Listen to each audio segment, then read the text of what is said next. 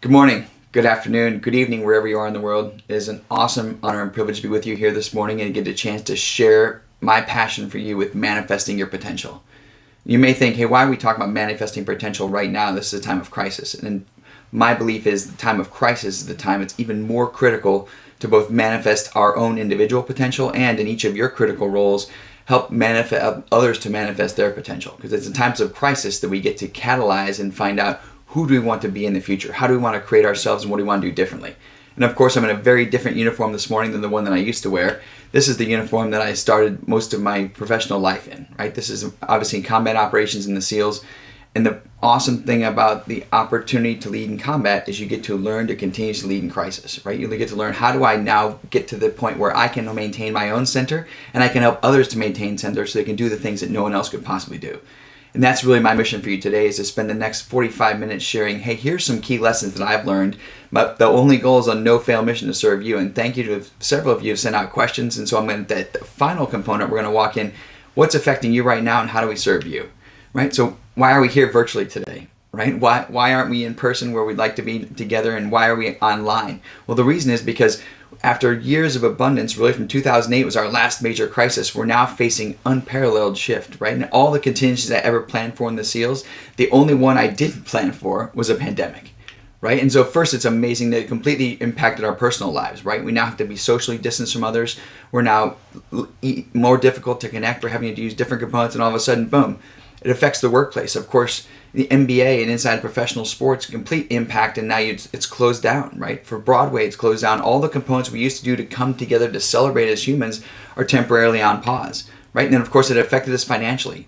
37% down at the peak, and now we have instability on where we're going to go for future, right? And then you look at the first time we've ever seen futures for oil go into a negative price, or people had to pay to unload their oil. And so you can see this stack starting to build. And of course, we've had all this conflict with global trade, and so it becomes even more difficult to come in as a globe and have a global response and as a unified international community. Instead, all the different silos of activity, so you don't get that same scale of response that we could possibly get in any other way.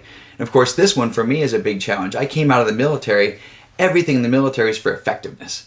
Right? It was, how do you bring aircraft from 12 to 38,000 feet, 150 of the world's greatest trained warriors to bring to bear at any one operation, because it was about being effective, not efficient. When I came into the business world, everybody said, hey, don't worry about that, just be efficient. And of course, there's a complete transformation for me now when all of a sudden the shelves are empty, right? We now have to, there's a different level of assumption, different level of, okay, how do we now go forward? What do I need to do now? Do I need to stockpile toilet paper? Do I need to stockpile components? How do I respond to a very different environment? Of course, for many of us, I have a 6th grade, 4th grade, 2nd grade, and pre-K, so I'm now a part-time school administrator, right? And there's the component of our kids are now at home, and now how do we help to educate them, which is a whole new skill set that we're teaching them, and at the same time, how do we help them manage the crisis? How do we help them deal with the distance from their friends and from the life that they're very used to, and while they deal with the stress of their parents?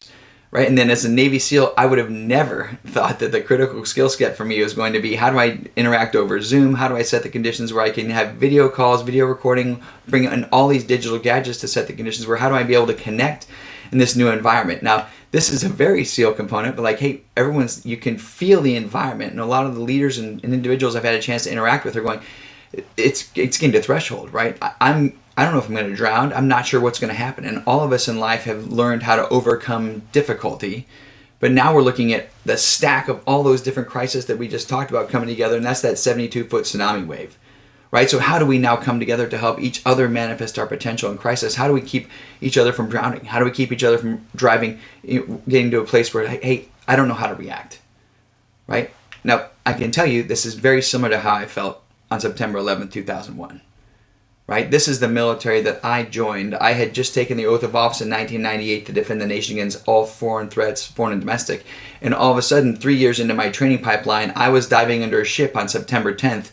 And I came up, off of the operation about 4 in the morning in San Diego. By the time I got back to my house, I'd just gone to sleep and the phone started to ring. It said, hey, you need to turn on the TV. Right? And fundamentally, my world had shifted. I never dove again. Right? The next 10 years of my career were all spent in the desert and were all spent in combat operations.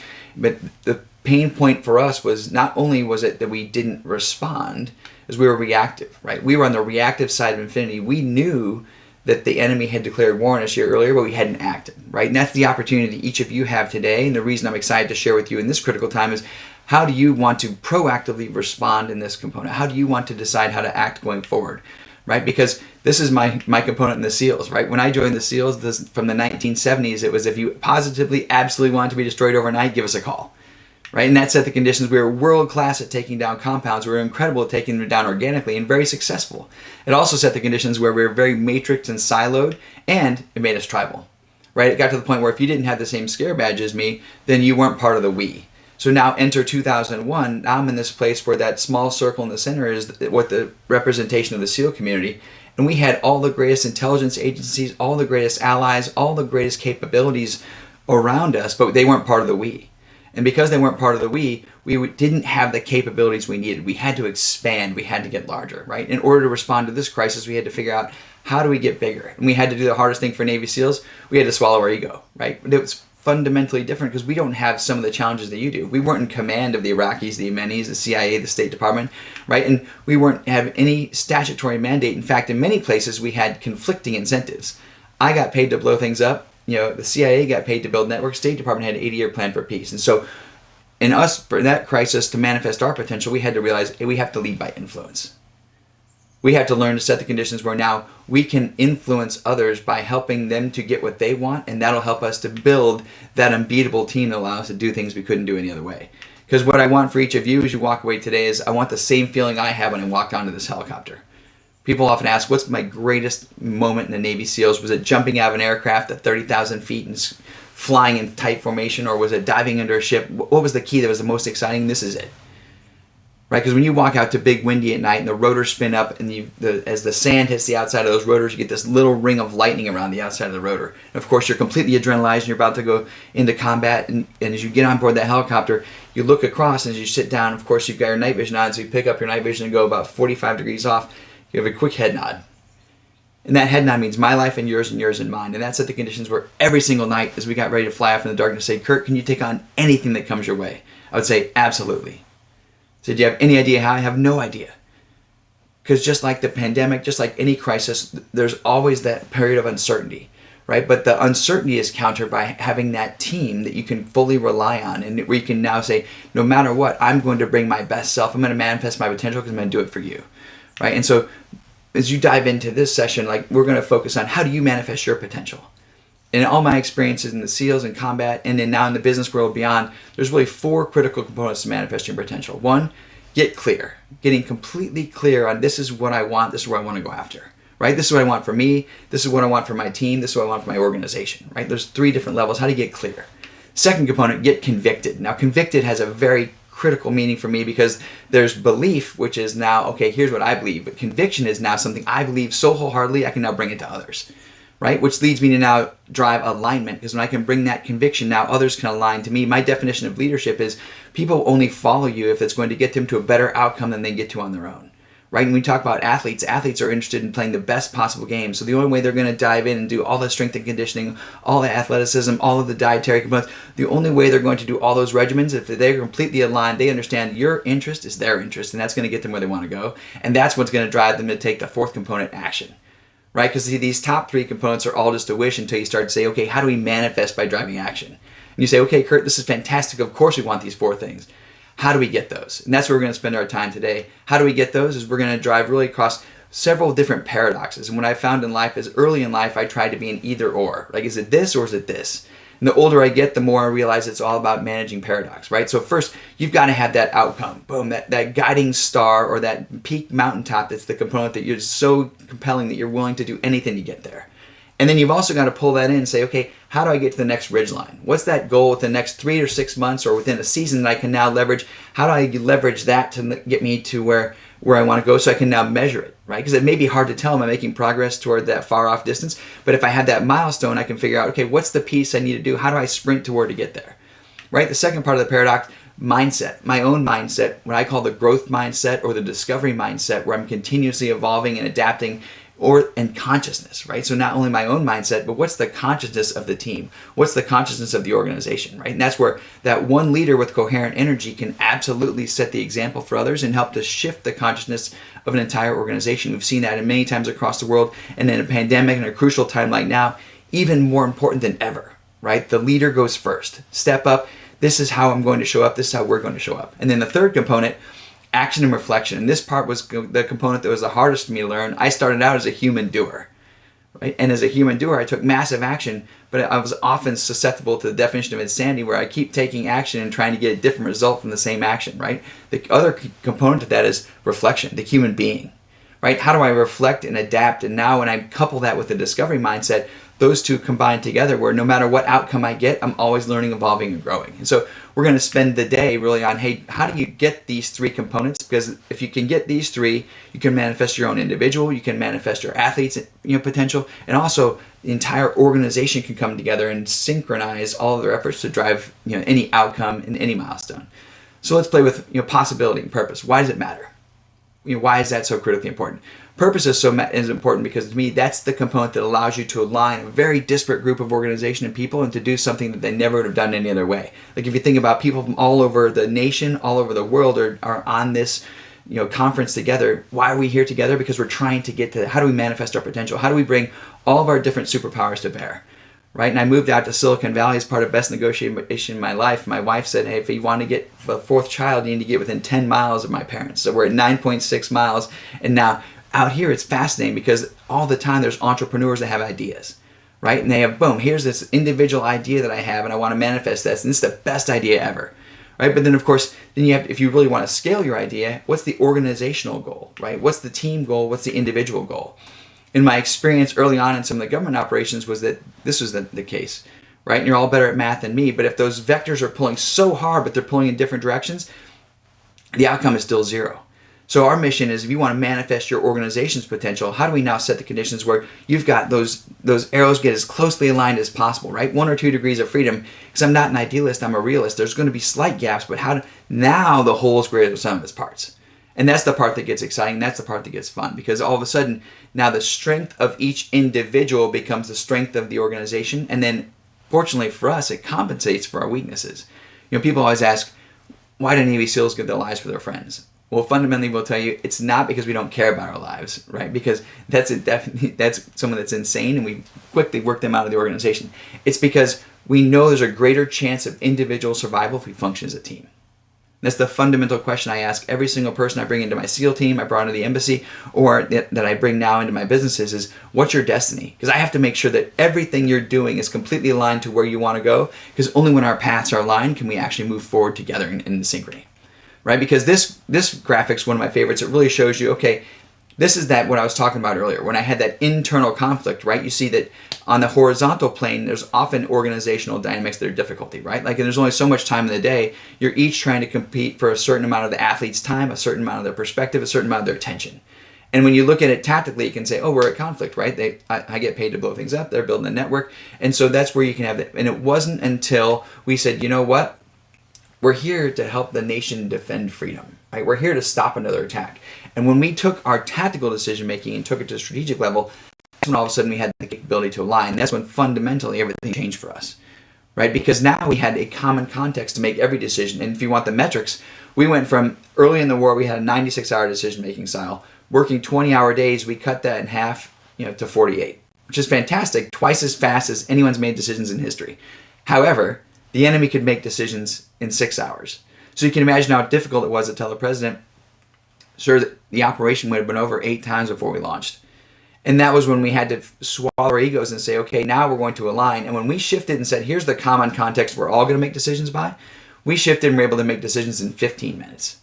Right? And most importantly, so that 15 minutes, we went from 18 raids a month to 300 raids in a month. And most importantly, we went from 20-hour days to 12.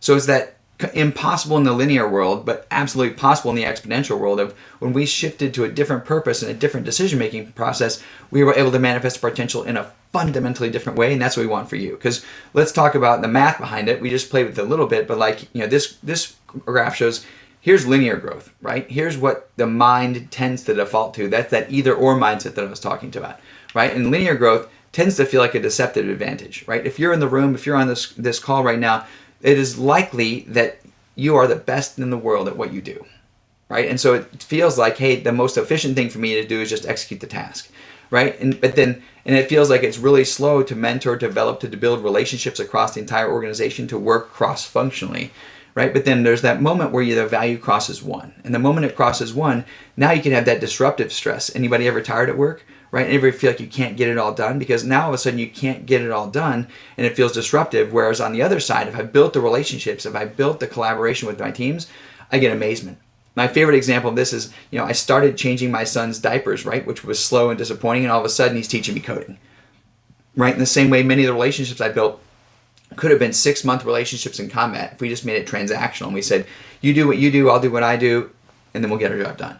Instead, we made it transformational. We got invested in each other, and by getting invested in each other, it set the conditions where now 20, 30 years later, we have relationships that are unparalleled, and we're doing amazing things together because we took the time to build the relationships once, right? And that's that key component of, if you can build those relationships and follow this exponential curve, it's beyond what we can see at the moment, but living those principles absolutely changes the game. Because this is also going to allow you to communicate in a very different way, right? I love to say, I use my free fall analogy. Here's a free fall at 120,000 feet. You can see the curvature of the earth. You can see wow, here's what the perspective is. And this is what the leader or the head coach of the organization often has. Okay, here's what I can see, right? And then you come down a level and you say, okay, here's what the world looks like at 30,000 feet. You can see the terrain features. You can start to see, different components. And I get down at 10,000 feet.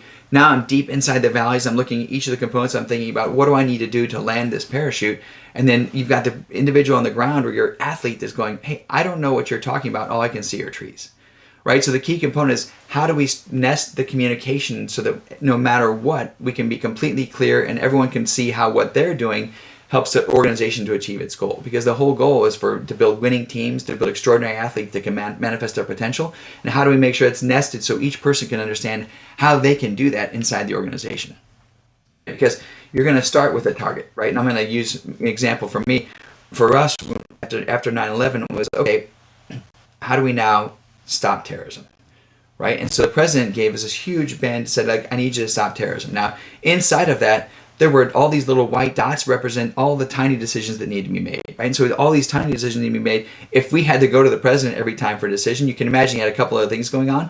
That's why it took 96 hours, because it took several days to get any decision to him, right? And so over time, we figured out, okay, he gave the direction to the Department of Defense. Okay, here's what I want you to do. I want you to go into Iraq. And inside of that, the SEALs said, Curt, we're going to send your team to Al Anbar province. Now, that top of that gold band, it was my guidance, was, I'll never harm a civilian. And the bottom of that was, I'll never leave a soldier behind. And our transformation was, because I now knew I'd never harm a civilian, never leave a soldier behind, I could make a decision on my own. I could point at a screen and say, that guy's bad, and launch within 15 minutes. Whereas before, I would have had to say, okay, here's criteria. I need to launch that all the way to the highest levels and come back down. And of course, that's where the delay comes in. And that's why we call it moving at the speed of trust, right? Setting the conditions where everybody can work together in harmony, because I know exactly what my role is, and each person knows their roles, and that's where it nests into the organization to where you can achieve any result. Now, this is one of my favorite slides in the entire presentation. This one really collates how the Navy SEALs can win on hundreds of room entries, dozens of deployments every single time. Because you do this room entry, and if I stack on the room and I bust into the room, boom, I got this 45-degree area of responsibility. It's all that matters to me in life. Why? Because my buddy's going to come in and he's going to go next room and take that then 3-man, 4-man. So you can imagine mathematically 360 into 45, there's an 8x mathematical advantage functioning as a team that you'll never get any other way. But the contrary also works. If I enter the room and I go, I don't know if I trust this person. I enter the room and now I try, it's called the fatal funnel. If I try and take on the whole component, there's no way I can possibly absorb all of the information while the enemy's waiting for me. And I find the exact same things happens in sports teams, happens in businesses. If the strength and conditioning team doesn't trust the dietitian component, if the sales and marketing team doesn't trust operations, now I'm over here looking over my shoulder instead of doing the component that I'm the best in the world at, and then that degrades from our ability to function as a team, right? And that's why this is the critical piece that I'm so passionate about. When the moment we can learn to trust each other, and to trust means to make vulnerable, it sets the conditions where we have the capability to do things we could do not do in any other way. right? Organizationally, here's kind of how it looks like. In the headquarters in the military, we all had our different specialties, right? There was the SEALs, there was the CIA, there was the Delta Force, there was all the different components, right? And that was critical to develop high-end capability. But when we deployed, we came together in a way that we said, okay, here's how we want to function as a team.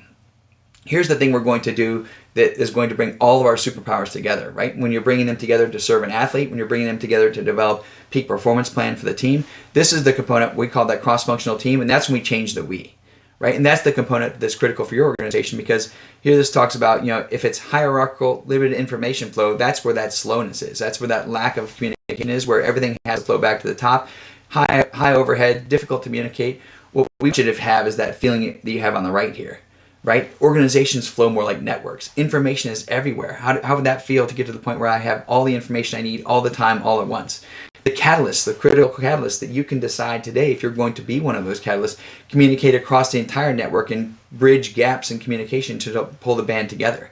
And key influencers are the ones that communicate across every silo to ensure there's an efficient allocation of resources.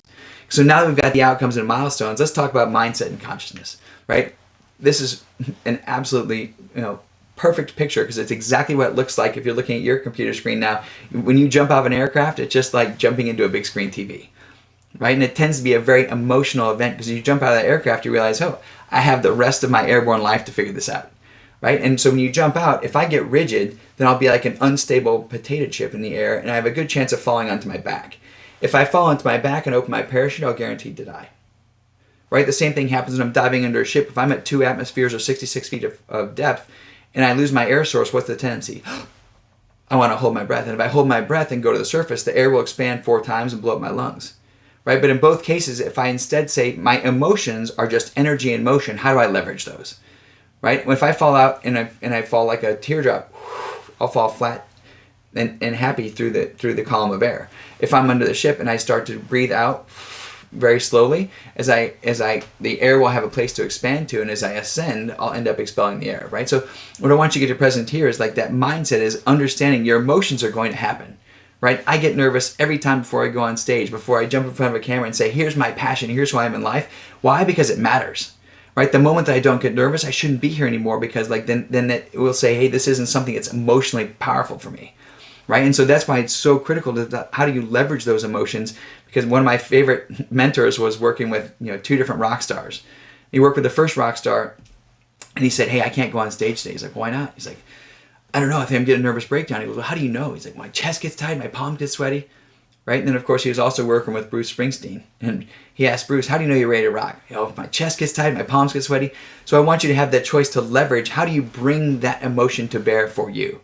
Right? Because the next component then is, how do I distinguish fact from story? Right? What I mean fact from story, what I mean is, how do I set the conditions where every single day events happen? You say, what happened? That's the fact. Now what we don't realize is our minds move so fast that instantly we then say, okay, what did I make up about it? What's the story? Now, that's fine, Curt, big deal. I've got a fact, I've got a story. It's when I collapse those two to become my truth. Because my truth may not be the truth, right? And so you can imagine, okay, if Mike or Sally would just listen to my truth, then we'd be fine, right? And so this is where you can have organizational conflict comes in. And why are we talking about this and manifesting potential? Because the greatest of all freedoms is the freedom to choose. You get to choose whether this crisis and this pandemic sets the conditions where, hey, we can't be together, therefore the season is lost, or hey, I can't serve my athletes, or this is a time where we can catalyze change, right? A lot of the things that would have been unmovable if the status quo was still in place are now components that we can absolutely transform. What do we want to do? What do I want to manifest in this component? How do we fundamentally change the future based on this crisis? And that's the opportunity here, but it's the freedom to choose. You'll get to choose, and the reality you live, the reality your organizations live, will drive the results, and you're going to see. I fundamentally believe the decisions I make in the next 30 to 60 to 90 days are going to shape many of the outcomes I get for this decade, right? I love to look at my life in terms of decades. As we entered 2020, I tried to think, wow, what do I need to do? When I look back in 2010, I was still deployed in combat. I had an 18-month-old and a 6-month-old. Now 10 years later, I've got 4 children. I'm like, where do I want them to be in 2030? Right? And this is really your opportunity now. Take that time to say, what is the truth that you want to live for yourself, for your team, for any of your individual players, right? Because, given one of my vignettes, this is back in the days before I was solar powered, right? This is when we did the protection detail for the president of Iraq. And of course, I'd spent my entire life training for offense. You talk about massive changes. And my CEO came to me and said, hey, Curt, you're doing a great job. You're going to go on defense. And you can imagine my terror because I've spent 5 years of my life training for offense. I know how to be in a peak state for that 2 minutes that I'm on target, how to make sure that I've stacked everything to my advantage. It's at 0 to 12 in the morning. Everything is optimal. And now instead of being in a peak state for 2 to 15 minutes, now I have to be in a peak state 24/7 for 7 months in a skill set I've never even done. You can imagine my terror. And so, I'd love to tell you, I said, hey, yes, sir, mission accepted. I said, hey, time out. I don't do defense. Right? And I went into that victim place that most of us go into. And I realized, hey, I have to give up blame. I have to now take control. And so I said, this is so important. I'm going to pull all the decision making up to me. Now, this is that point I referenced earlier. Anybody ever tired at work? Right? Since I pirate all the decision making up to me, now I'm working 20-hour days in a skill set that I'm not awesome at because I've never been on defense before. And fortunately for me, I had a great friend, Forrest, came to me and said, hey, Curt, you have a minute? It was about 2 in the morning. We're in the basement of our headquarters. I said, no, I'm actually busy. He said, well, I'm going to take a minute. He said, I love you like a brother, but you're going to get us all killed. He said, in order for us to get out of this, you're going to have to stop using just you. And there's 149 of us over here that can perform. And there's also all the supporting resources you've got. And because you're trying to make every decision, you're not making any of them well. Now, I'd love to tell you, I was like, hey, Forrest, you've got a great point. I was like, you have no idea the pressure I'm under, no idea. But the fortunate thing about crisis is I didn't have a choice. I had to transform. And so I said, okay, Forrest, you've got the day shift. Rock and roll is going to take night. Matt's going to take the advon. And contrary to my fear, when I gave up the hardest thing for us as achievers to give up, control, when I gave up that control, all of a sudden, the performance of the team exploded. And so as you think about how do I want to live my life differently, how do I want to perform differently, how do I get to that through me phase, right? Where an opportunity comes to me and goes through me, and now I'm not absorbed in the transaction, so I still have the ability to continue to influence in a whole nother level. Because this is why I'm in front of you today. I'm in front of you today because I fundamentally believe if I can reach enough key leaders like yourself and we can start to change the consciousness of the world and start to evolve in this crisis and say, how do we want to behave differently? How do we want to connect differently? How do we want to show up? I believe that my 4 children are going to end up working for you. They're going to end up interacting with you, and they're going to end up going to the arenas with the sporting venues that you've provided. And I want them to have a better world than the one I came into.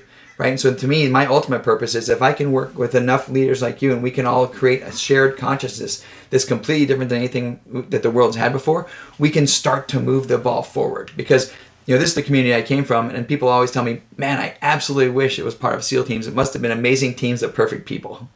Right? And I can tell you, I was a part of nearly perfect teams, but they were never perfect people. Right? And that's that component where we were able to unite and serve each other and cover for each other's weaknesses. And by each taking our field of fire, we could do things that seemed superhuman from very human, very regular people. Right? And so if you're here, if you're spending time in this crucial crisis and all the different things that are pulling at our time, if you're spending time here, you're here at the end of the session to get a result. Right? But results only come from one thing, from actions. Actions from one component, commitments. And commitments at the level of the conversations you do or don't have are directly going to drive the results you do or don't get. And particularly now, how do you have those powerful conversations over Zoom? How do you have those conversations in a way that you can connect to people in a deep way? And for me, those conversations are as in depth as the level of trust you have. And that trust comes from that conviction, right? That belief, the assurance of things hoped for, the conviction of things unseen. How do I now bring forth the best in me to help someone else that's in a doubting moment or someone else that's uncertain to feel like they can go forward, right? And that's the power of team. Any one of us can have a bad day, but not all of us, right? And that one person that's having the on day, that becomes our responsibility to take lead and drive the team for that day. Because I want to prepare you as you get ready to go, as we release you back into the world after the end of the session, right? The believers are the ones that have to go first, right? The first component of driving, manifesting your potential is how do I get clear and build full conviction on where we're going? Right? Because there's going to be that small group of people. And of course, I want you to get ready. The results tend to lag the effort, right? The belief comes first. It takes time to figure out, we're going to figure out what works in this new environment. And as you start to get results, that's where it gets really exciting because now everyone else joins in, right? But it comes to that, who's that catalytic group of believers, the people on this session that are the ones that are going to step up and say, I'm going to drive the belief first. I'm going to drive the communication to allow us to move forward. Because as you bring the team together, then it also becomes thinking about how do I think about what I call the 3 marriages, right? How do you now drive the critical relationships? And why do I call them three marriages? Because I think they're enduring commitments at one level or another, right? Whether it's the first one is my marriage to myself, right? And my crazy roommate and all the conversations I've got going on internally, right? The second marriage is marriage to your intimate relationships, right? And now we're often more intimate than we've ever been in this environment where we're at home with our families on a continuous basis. And then that third marriage is marriage to profession, right? How do you want to manifest those? And when you see them in circles like this, we often think about them as competitive, right? So imagine an equation where it's x plus y plus z equals 1.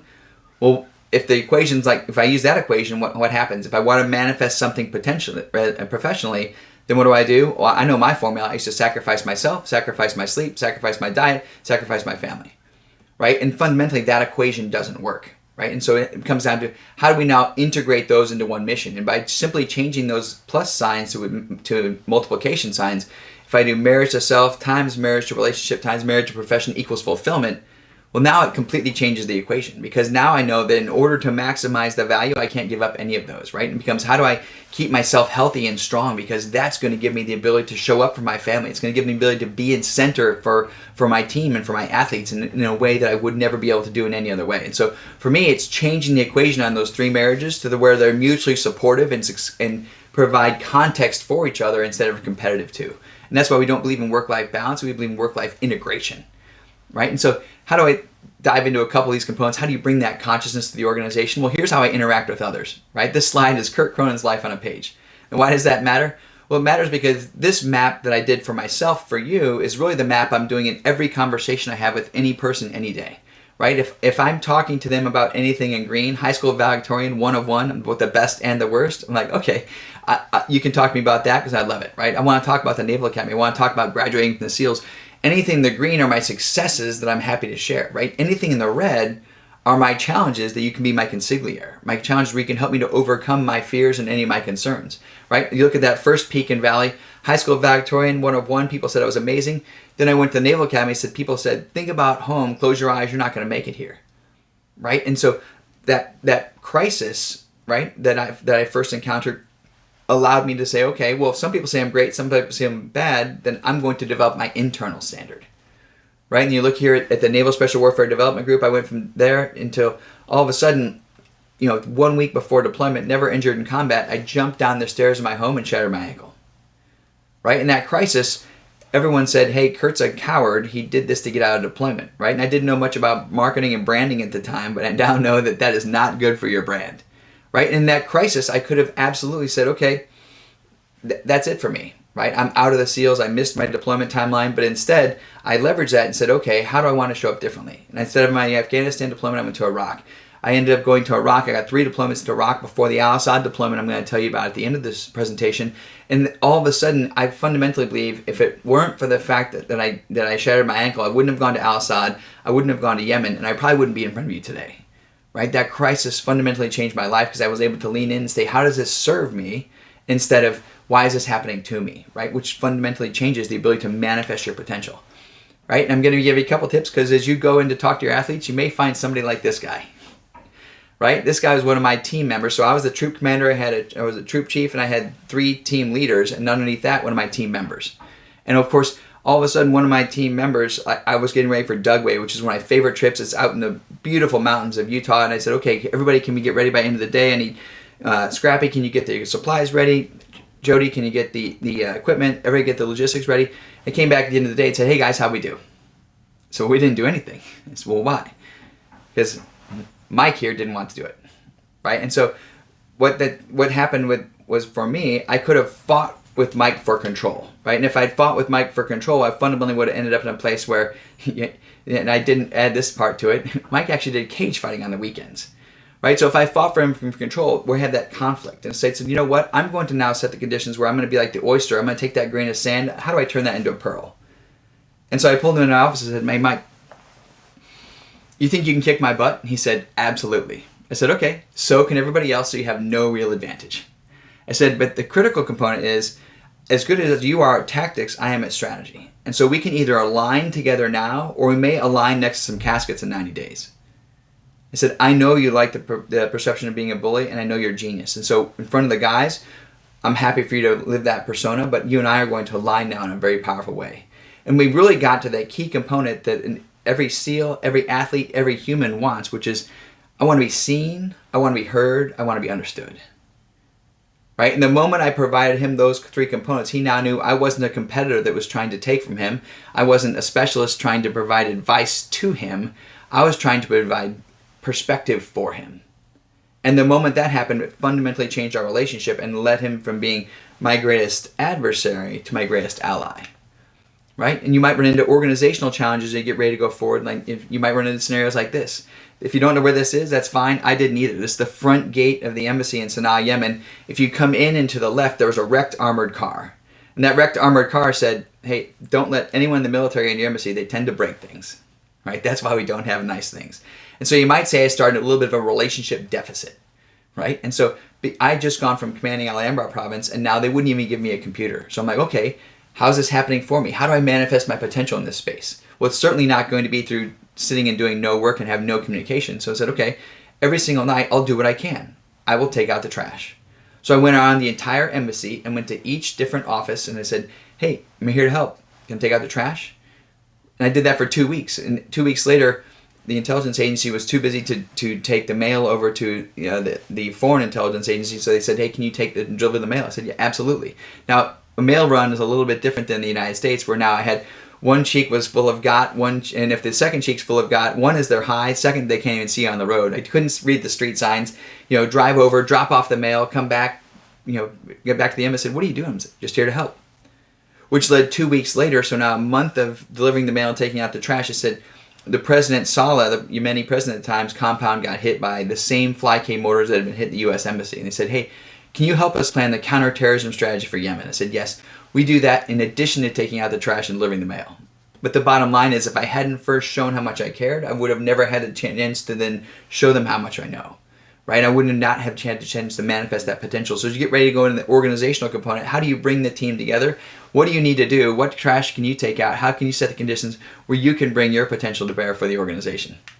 Right? Because that really says, okay, now how do we drive into that balance of being a human doer, where we drive action, and the human being, where we reflect, adapt, and evolve? And for me, I want to spend a moment here to dive into what I think is the most seductive and dangerous word in the English language, which is perfection. Right? I want to talk about the limits of perfection, because perfection for me is every single time we're trying to decide, hey, self-esteem based on performance. Right? So basically, either am I right or am I wrong? And if I'm asking that question, am I right or am I wrong, that puts me in a place where now I'm afraid to fail. And if I'm afraid to fail, that puts me in a place where I'm less willing to take risks. It drives me to a place of wanting excessive control. It means I turn away from the team and start to control the small things that I can control, right? And it puts me in a place where now I try and have excessive judgment, right? So I probably could have been the perfect pencil sharpener guy, right? Like pull the pencil out, boom, sharpen it, put it in. But it would have been so far below my skill set because I would have had such a small span of control. It would have been a complete waste of my life, right? And that's the component where it feels like perfection is seductive, but instead we have another model. It's the model we're born with, right? The power of discovery, right? Discovery, now I'm asking, hey, my self-esteem is based on inquiry and participation, right? My self-esteem is, what am I experiencing? What am I learning, right? And if I'm asking what am I experiencing and learning, then all it becomes is, okay, I'm fascinated by the outcome. No matter what result I get an outcome. Now I'm in a better position because I have more data than I had before, which means I'm now willing to do what's purposeful. Because I'm willing to do what's purposeful, it gives me spontaneity and freedom and gives me an appreciation of self and others. So imagine these two different teams. Right? One team where each time something goes wrong, and guess what? In sports, is something going to go wrong, right? The other team is out there trying to do the same thing you are, right? So you're never going to have a perfect game. But in one, I'm going, am I right or am I wrong? I'm switching into the fear place, which we all know. Now we've got frontal cortex shut down. We lose all of our greatest capabilities, and now we're on the decline, right? Where the power of discovery is, whatever happened, I've got more data and I'm evolving, right? And imagine a team and an organization and an individual that every single day is learning. Right? And that's that exponential growth curve that eventually just compounds off. But I want to get this one layer deeper. So let's talk about how does that work in action?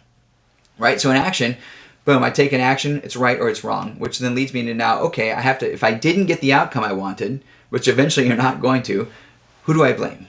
Right? We usually start right here with this guy, right? First I start to blame ourselves, and then we start to blame others. Right? And with others, we're now have to collude with them. Like, hey, can you believe what happened? Like, we start to make sure others are aligned to our story, because it helps to prevent fear of failure if we can blame somewhere else externally. right? Which puts us in that victim mindset that I talked about when they said, hey, Curt, you're going on defense. In the victim mindset, I'm on the effect side, which means I'm no longer on cause. I'm no longer driving the outcome. I'm now reactive, which means I have tons of reasons why I'm the victim. It gives me a lot of different stories and a ton of excuses, right? And then the discovery model in action, I want to put these two in parallel so you can see it, right? And if you look at all these the timing and the perfection model, it's all faced rearward. The moment that an action is taken, everything is faced looking at historical, right? Look at the discovery model. I ask what's working, what's not working. Whatever happened, what's working, what's not working. How can I be fully accountable for those components that happen? How do I collaborate with others? If anything I didn't get that I wanted to, who else should I bring into the room? One of my favorite components is always going, who else should be here? I'd been working on a target for 4 years at one point, and I said, man, if only we had someone that could fly satellites.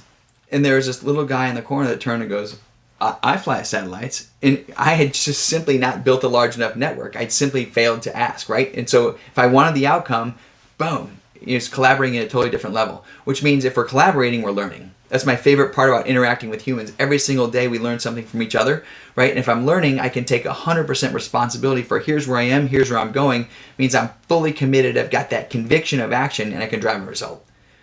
Right, and this is as you talk about building that mindset psychology, figuring out how to drive between action and reflection. This is to me the formula for looking at every action and looking at how do I blame and what went wrong instead of what outcome did I get and how do I bound forward. Right, what do I want to do next? Right, because here's a component where I didn't leverage the discovery model, and you can see where the perfection model left me. So I'd been working on a target for 2 years at this point, and I finally got a chance to go into a place where they'd said, hey, there's never been any Americans or Westerners in this location. And it was a critical target that was influencing Americans from outside the country to do attacks inside the country. And so I got approval to go, and as I got ready for the operation, like we were supposed to take Humvees, right? Now, as you can see, this is out on a desert road. If you've never driven a Humvee, absolutely recommend it. It's a critical experience, right? You can go 60 degrees up a hill, you can't get them stuck. Even I can't get them stuck. Right? And so they said, oh yeah, the Humvees aren't available. We're going to take Suburbans. They're armored Suburbans, so you have some protection. But now you're ahead of me, and I can probably imagine you smiling, sitting at your screen like, why are you going to take 10,000-pound armored Suburbans on a desert road? It's because I wanted to get it done, right? And so next time we got ready to launch, and as we drove that 15, 16 kilometers out there, I had one of the host nation drivers had a very different technology available to them because we have capabilities we can't share. So I was driving on mod 4 night vision, which is basically like driving in the daytime but green, and he was driving on the Gen 1 night vision, which is the old honeycomb components that most of you remember, right? And so all of a sudden I got this call from our overhead aircraft. We had an aircraft overhead, no munitions, but just there for surveillance and reconnaissance, and said, hey, you've got 4 vehicles coming your way at a high rate of speed, which is no problem because we were also moving at a good rate of speed, until I got the call that said, stop, stop, stop. And what happened was our host nation counterpart had taken his car and he'd high-centered it. So he had a 10,000-pound car, he'd driven off the road, high-centered it on a sand dune. Right? So now this thing's sitting there perfectly positioned on apex. How it got positioned that way, you couldn't have planned it any better for a photo op. Right? No big deal. We have a contingency. We're just going to jump out of the car. We're going to jump into our other 2 cars and keep going. Right? Because I know that we've got a couple minutes before this other convoy gets there. And at that point, I saw this blinding white light.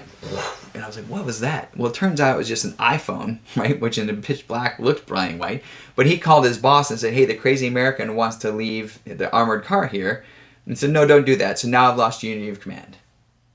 And now I start to realize that, this doesn't seem like the crack troops we've been training with, but all of a sudden we realize that it's Wednesday, which in this country is like Friday night. So instead of giving us a combined team, they gave us all of the new guys. And so all the new guys are now, they're literally smoking cigarettes. And what is happening is I'm getting the call over the aircraft, 5 minutes out, 10 minutes out. In this tribal area, all the troops had told me ahead of time, we don't want to go. They'll kill us if they find us. Right? And so now all of a sudden, the first 2 vehicles arrive, and they jump out of their car, and they're at 6-meter intervals, which is a perfect, excellent command and control and discipline. And the next 2 vehicles drove up and around, and you can see here on the screen, they drove into what I call an L-shaped ambush. So what an L-shaped ambush does is it makes it so my firepower is divided in half, and now they've focused theirs. So they've got 2 to 1, I've got 1 to 2. Now this is what I do for a living, professionally, and this is what I do every single night, and now it's being done to me. Right? They then begin to show great discipline because they start these bounding movements, which means, when you're running, you obviously can't fire as accurately. So they start moving forward with disciplined components that constantly have fire and control, right? And as they start to get within 100 meters, now I hear that scrape that you'll never forget if you hear in the darkness, the scrape of a weapon coming off safe. Because I only had 3 Americans with me. I had one under the car trying to dig the car out. I had one next to me, and then I was on the radio, and I heard that scrape, and it's now, okay, here we go. Now, I think we're going to win this firefight, but we're not going to make it to the next 96 miles to the border, which is the escape and evasion plan that I developed, because I thought, when would we ever need this? Right? So in moments like this, those moments of crisis like we're living through now, you tend to get a lot of clarity. Like, how did I get here? Well, first I had lack of situational awareness, right? Wednesday was Friday, new guys versus a cohesive unit, right? So you can see I was in that place where I said, we're just going to make this happen. So no matter what result I get, I'm going to keep driving it the way I want to. Right? Second, hey, do we have the correct equipment? I had armored cars versus Humvees, right? Which those 10,000-pound armored cars versus Humvees, completely different capability. Third, I chose relationship over right. Our standards were never to have anyone that's not driving on our caliber of night vision drive, but I said, oh, well, they won't let me go if I don't go now, right? And that fourth component, the lack of a aligned plan, we deviated from the plan. So all of a sudden, even though we started out due north, I somehow ended up completely going 180 out. Now, the good news for you is sometimes better lucky than good. Just as they got within 25 meters when we were about to open up, I heard this really passionate commotion, right, between one of the tribal teams that was approaching us and one of the members of our team, and they started screaming back and forth, and I asked my interpreter, what are they saying? He said, my cousin! And so they hugged, they jumped in the car, they helped us unheighten into the vehicle, and we drove home. So better lucky than good. But what I want to give you is that component, right? This is that crucial decision between I kept trying to do the same thing and trying to compromise, and almost led us to catastrophe, right? So to me, it's that 4 C's. Confidence leads to competence. Competence leads to catastrophe. Complacency. Complacency leads to catastrophe. And as a leader, the only way to pull that back up is through the discovery component, where as soon as you see someone getting complacent, how do I now pull them back and help them to get competent in a new skill so it's a constantly expanding component instead of one where we're now contracting.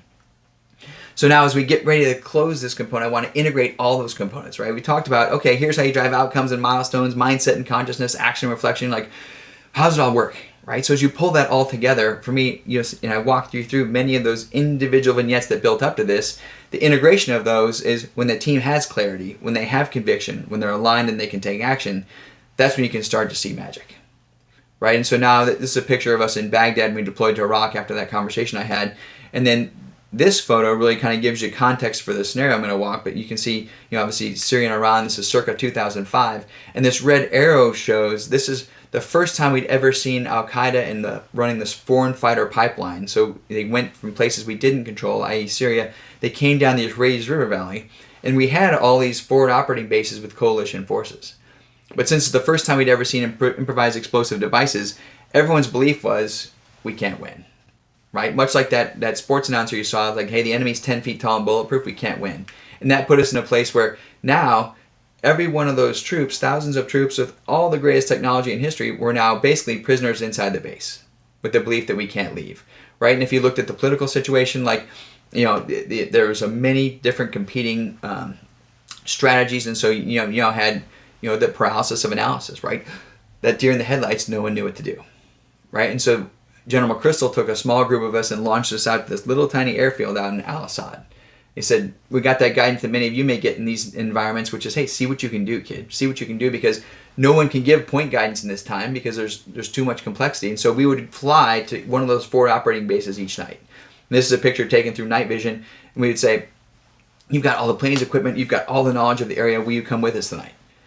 And the answer the first night was always, no, we can't. And so we'd say, okay, we'll be back. And we fly out from the darkness and land about 5 kilometers away. Of course, this picture taken during daytime, much more exciting than at night, right? And we'd foot patrol into the city. We'd grab the target, and these were the soldiers that were killing the coalition forces. We'd pull them out. We'd bring them back to that forward operating base and said, we'll be back tomorrow night. And it was amazing. This is what I love about humans is never more than 3 operations, and usually at 2, they would say, we've got it. Right? And fundamentally, I love that Henry Ford quote, if you believe you can or believe you can't, you're probably right. Right? It set the conditions where we actually did very little. Right? Over the course of the next 90 days, we went to each one of those forward operating bases, never more than 2 or 3 nights. And what we got to be was the catalyst. right? We got to catalyze a response, and each of them transformed their belief from we can't to we can. They did all the hard work. And over the next 6 months, the Al-Anbar province went from the lost province to the model province, right? And that's the part that I'm really excited to be with you here today, because in these moments of crisis, in these moments of pandemic, everyone's looking for leadership, right? Leadership, support, communication become more critical than ever. Now you get the opportunity, as Gandhi said, to be the change you wish to see in the world. So thank you very much for your time today. I'm ecstatic to get to share it with you virtually. And many of you submitted some questions, so we're going to dive into those in a second. But if anything that you have that you don't get met today, or any other questions you have, please reach out to me just at Curt Cronin at nextlevelmission.com. And absolutely extraordinary to get to spend some time with you. Thank you for doing what you do. Have an awesome day. And thanks so much for spending time with us, diving through our favorite topic of manifesting potential. And this is the part that's the most exciting, which is now how do we make this alive, right? How do we bring this directly to you? And so the first question that we had sent in from one of our registered dietitians was, what are the effective measures to ensure that there's a proper scope of practice and role delineation present within an organization, right? What are strategies to address issues when the above is not practiced? And so for me, the yes and to this is, first, role delineation is crucially important, because each of us have different superpowers, much like we played with, in the conversation, in the earlier conversation.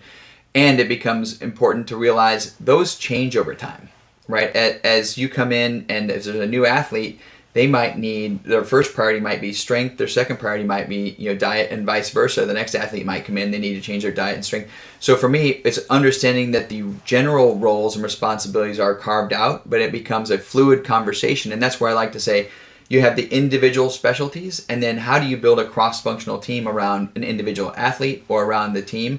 Because it's always a fluid component of, early in the season, obviously, like strength and conditioning, dietitian, all of those components are even probably more crucial and focused on than when you get into the component where now you're doing individual tactics and prep for an initial game, right? And all those pieces are constantly changing, right? In one part of the operation, the sniper's the most important because we're 2 kilometers out. As we get closer, the breacher becomes the most important, and each person's role and importance relative to the moment will continuously change and be a fluid component. So I think it's both important to have, how do you carve out the roles and responsibilities, and at the same time fluidly evolve. And so one of the questions when you ask, how do you evolve when it's not practiced? And for me, whenever something's not yet institutionalized, it's how do I do it informally, right? So if you don't have cross-functional team meetings, how do you start to have, okay, I want to go have a meeting with one of the other disciplines, whether it's strength and conditioning, whether it's the registered dietitian, whether it's physical therapy. How do I set the conditions where I start building the network myself? And that was much like when I took out the trash. How do you start building the informal network?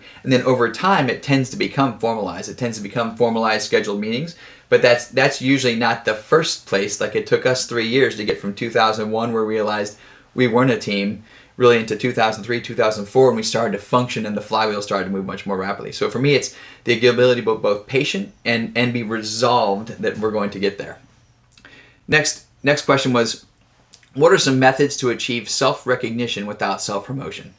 For me, specifically in the domain that many of you are working, where it takes a long time to get a result, for me, it's how do you make sure you can attach data to it, right? How do I know? Make sure I've got, here's what the athletes weighed in at, here's what their strength at the beginning component, here's where their blood tests were, here's where all those metrics were.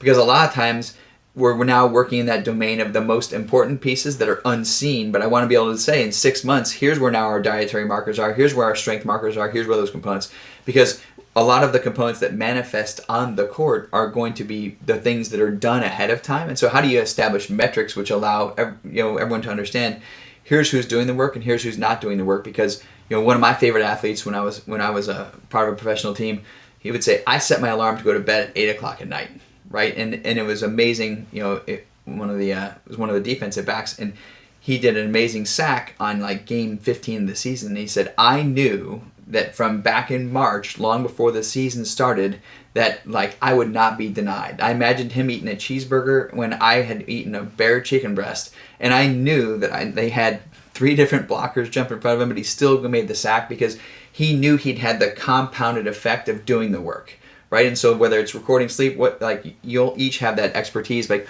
what are the metrics you want to measure so you can show, hey, here's what's happening over time? Because in that critical moment, whether it's at the end of the season or that critical play, you want them to have all the resources available, and you want to have the data to show. Because for me, data is what allows allows us to act on our intuition. A lot of times we intuitively feel like something's important, but until you start measuring it, until it's measured, you can't act on it. From a leadership perspective, one of the questions was, as a leader who's faced many difficult situations, what's your decision-making process faced without any good options when you must choose between bad or ugly? And so really I have two different decision processes, and I call it the decision inclusion model, right? For me, specifically in a place where I've got bad and ugly options, how do I get the greatest array of opportunities? So the phase one is we all take off our rank and we say, hey, what are the possible options for going after this? And so we try and get the greatest range of possibilities put together, which gives us the greatest potential to make a good decision, right? And then there's a phase two of it where now the leader makes his decision, and then we move forward in complete unity until which time, for us, the operation's over. And then we do an after-action review. What do we learn? What do we want to do better? What would we do differently? Because we might get to go out again in just a moment. And the key component of that AAR is checking our ego at the door.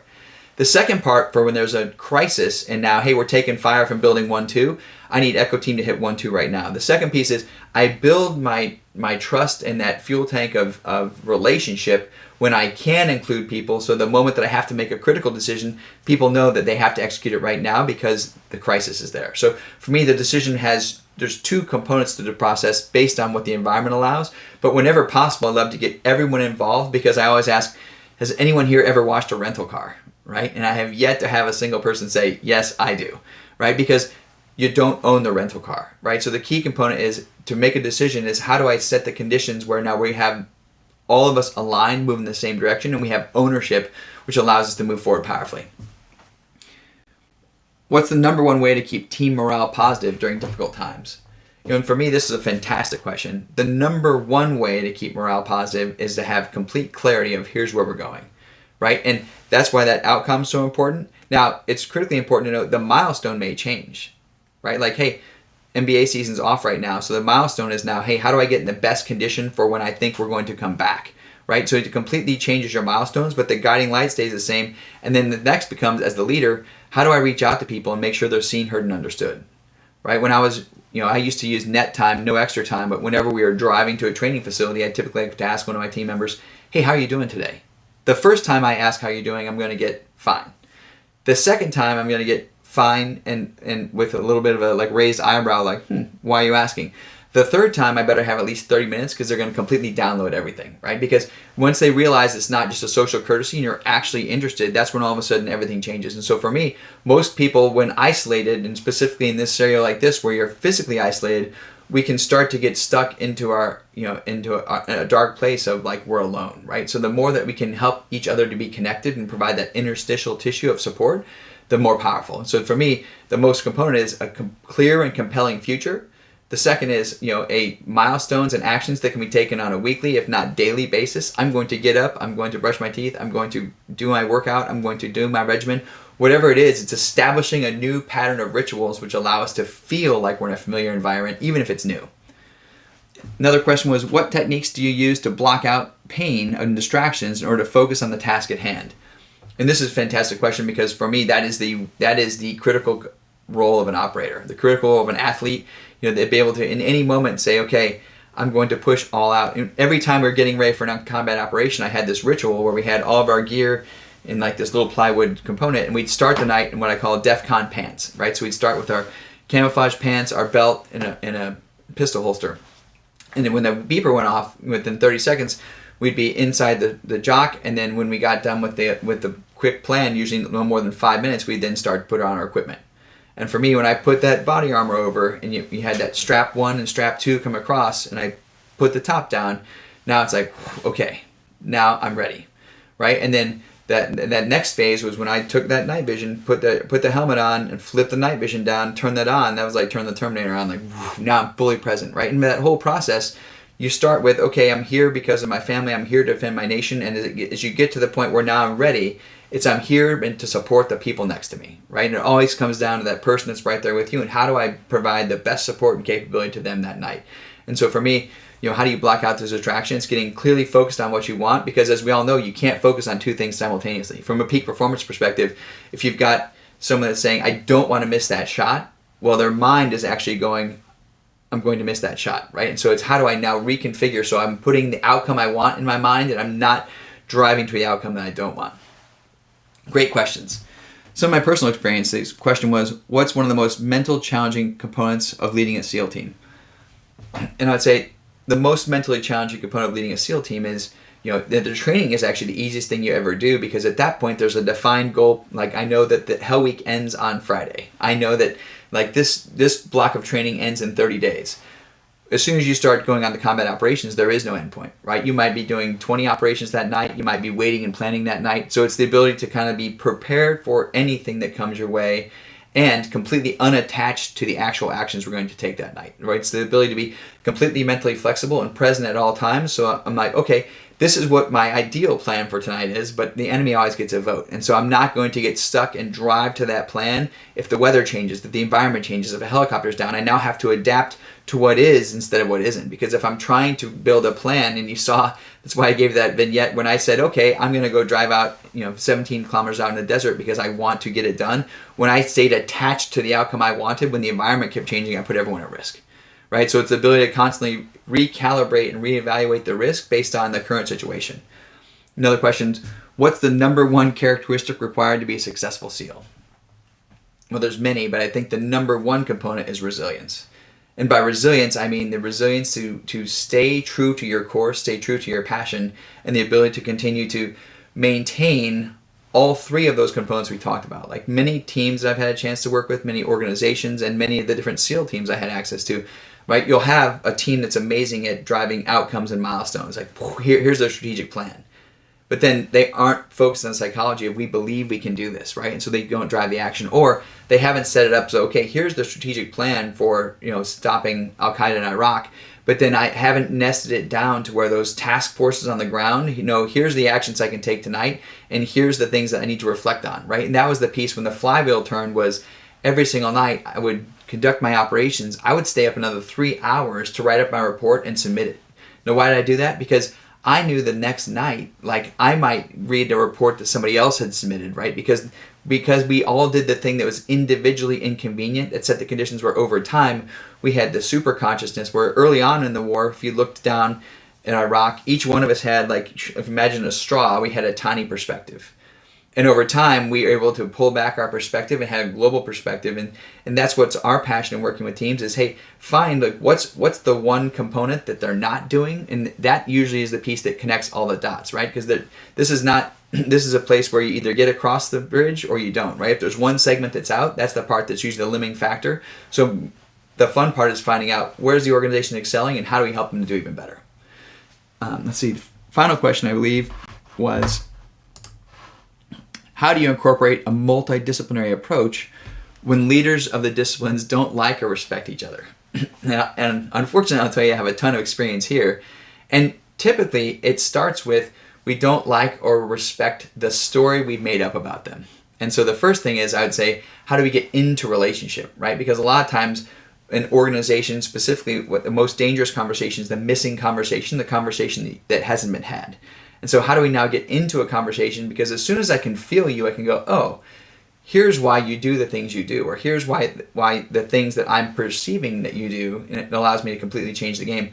We were working with one team, and they said, hey, this guy is a total jerk, right? Like, you just don't plan on talking to him. He's a total jerk. And we ended up connecting with him. He's like, I love this job. I'm so dedicated to this job that even the 2 times a month I have migraines, I still come into work and I don't talk at all that day because like I'm in so much pain, but I'm still here because I love this job. And you can imagine as soon as people understood that, they're like, oh wow, I had projected that you were a jerk that didn't talk to me, but it was actually because you love this job so much you're here when you should have been at home because you're passionate about it, right? There's another woman we worked with that like everyone said, hey, she is really tough to work with. Like she will get irate about things you wouldn't predict. And then she shared her story that she lost her mother early in life. She lost her father 3 or 4 years later. She lost a husband after 3 years of marriage. And so she said, time matters to me because I don't know how much I have, right? So as soon as people knew that that's why she was upset, that, hey, if you show up 5 minutes late to a meeting, that's a game-changing difference, right? And as soon as you understand that perspective, so for me, I often find that disciplines use different languages and they don't understand each other. And that fear, that false expectation of appearing real is the typical part that drives us apart.